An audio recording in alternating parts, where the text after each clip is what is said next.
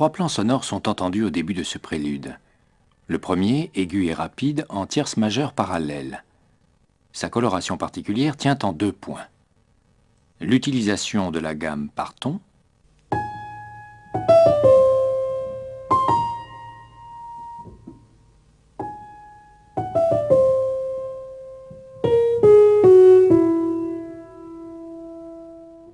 et l'association d'une deuxième voix parallèle à la première.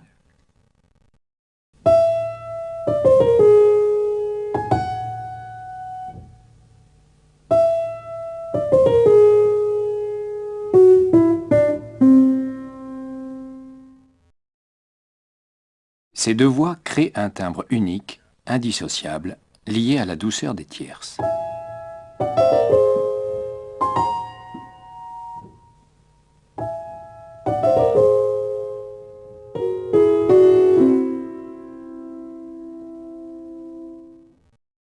Le deuxième plan sonore est formé d'un motif rythmé sur une seule note, le si bémol, la note la plus grave de cette pièce. Ce si bémol est omniprésent dans le prélude et lui donne par son rythme son souffle particulier. C'est la résonance dans la pédale du piano qui lui donne la profondeur d'un plan sonore à part entière, évoquant quelques cloches lointaines.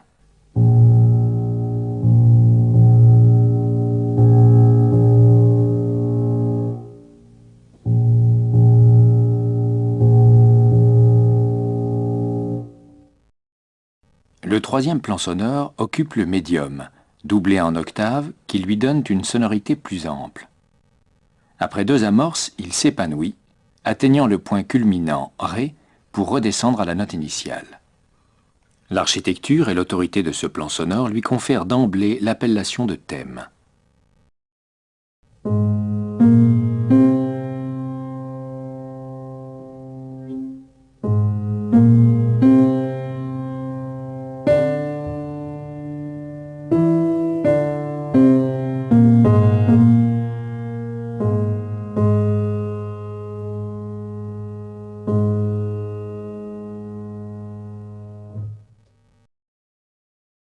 À partir de la mesure 10, les 3 plans sonores sont superposés.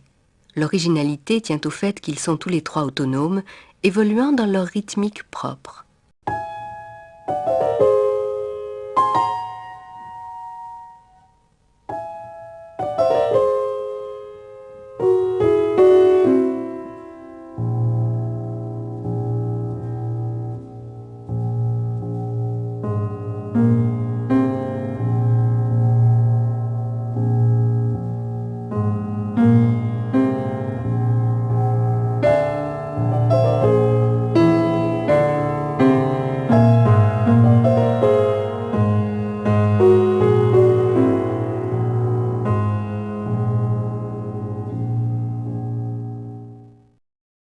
L'écriture par plan sonore de Debussy peut être rapprochée d'un fragment pris chez Jean-Sébastien Bach tenant de la tradition.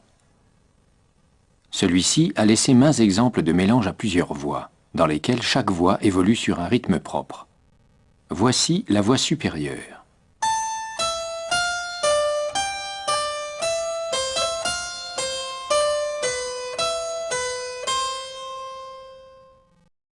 La voix médium.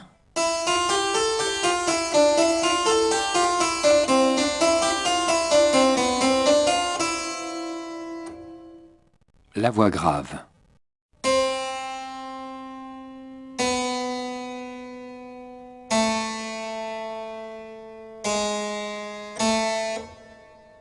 La personnalité des figures fait que l'oreille les isole sans peine, même si elles se trouvent à la même hauteur. Voici les 3 voix superposées.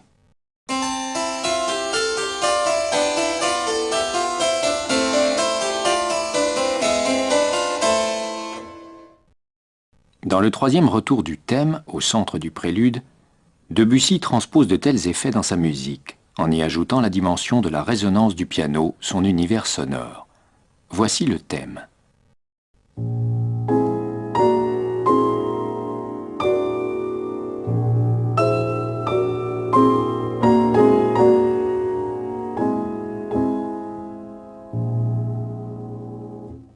Puis, une figure d'accompagnement composée de 4 notes régulières qui se répètent invariablement.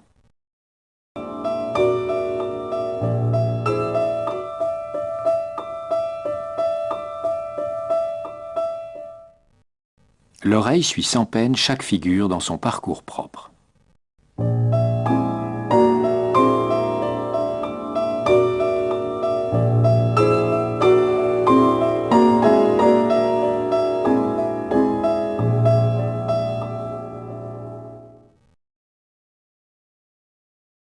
Les premières images de ce prélude sont précises, les contours de chaque plan sonore nettement délimités, avec 3 éléments autonomes dont le thème principal.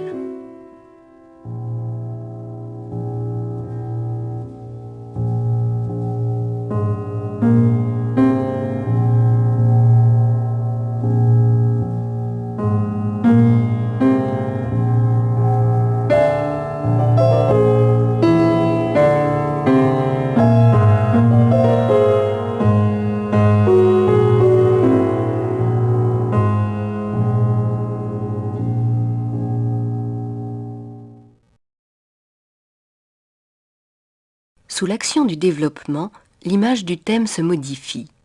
Le son semble filtré, c'est un peu comme si on traversait une nappe de brouillard. La sensation plus diffuse est accentuée par une thématique qui reste en suspens. Cette fois, le motif ne conclut pas. Seul l'appel, 3 fois répété, demeure.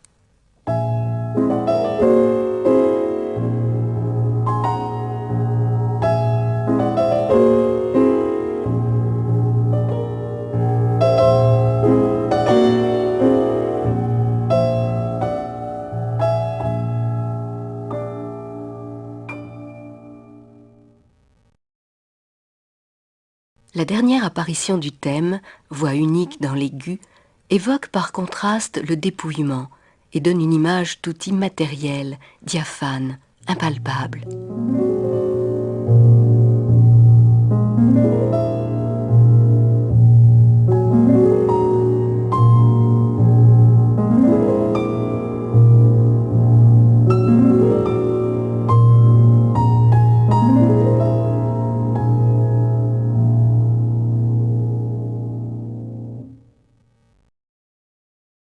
La notion de perspective évoque un espace à 3 dimensions. On se figure la profondeur du champ de vision. Cette vision peut favoriser une autre perception de la musique, nouvelle au XXe siècle. Dans ce prélude, c'est dans l'épisode précédant la dernière audition du thème que la sensation de rapprochement peut être ressentie.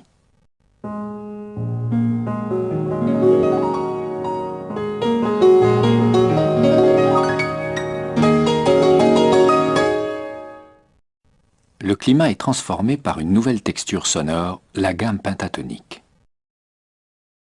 Le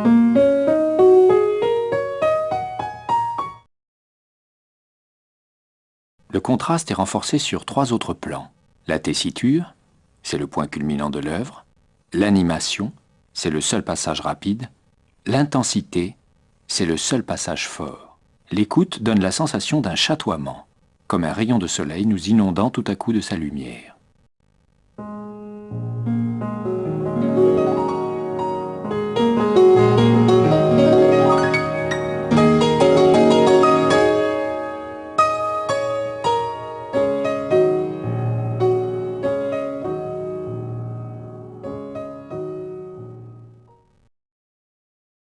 La couleur, toute particulière de ce prélude, tient à son matériau de base.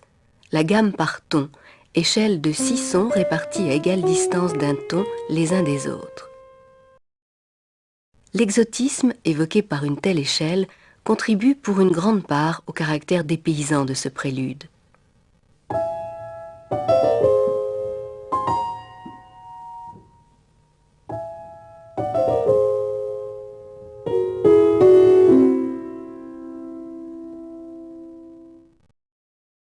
La gamme pentatonique, échelle de 5 sons, est utilisée ici par contraste avec la gamme par ton.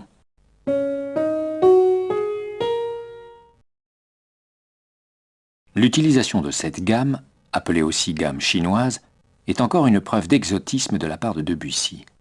Elle est placée au point culminant du prélude.